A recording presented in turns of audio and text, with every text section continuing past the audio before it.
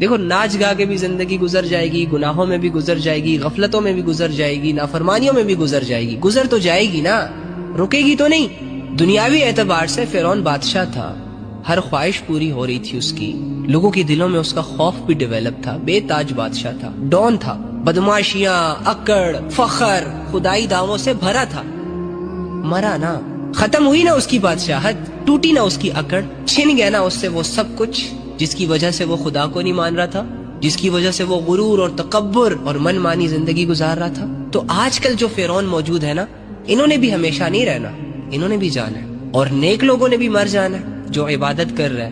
اسے بھی موت آنی ہے، جو اللہ کو راضی کرنے کے لیے ایفرٹ پٹ کر رہا ہے، گناہوں کو لات مار رہا ہے، بے حیائیوں سے منہ موڑ رہا ہے، لوگ عبادتوں کو مشکل مشکل کہہ رہے ہیں لیکن یہ کر رہا ہے، باوجود اس کے کہ مشکل ہے، باوجود اس کے کہ دل نہیں لگ رہا، اس کی ساری ایفرٹس بن دیکھے اپنے رب کے لیے، یہ بھی مرے گا۔ تو کیوں نہ ہم اپنے لیے ایک بہترین فیصلہ کریں، اپنے ان تمام گناہوں کو، ان خواہشوں کو اور ان محبتوں کو جو ہمیں اللہ سے دور لے کر جا رہی ہیں، ہمارا ٹائم ضائع کر رہی ہیں، ان کو چھوڑ دیں اور ان راستوں پر چلنا شروع کر دیں جس راستے کی منزل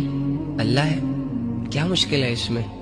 کوئی مشکل نہیں ہے، صرف توبہ کرو، 5 وقت کی نماز پڑھنا سٹارٹ کرو، دل کو صاف کرو، اللہ کو یاد رکھو، سب ٹھیک ہو جائے گا۔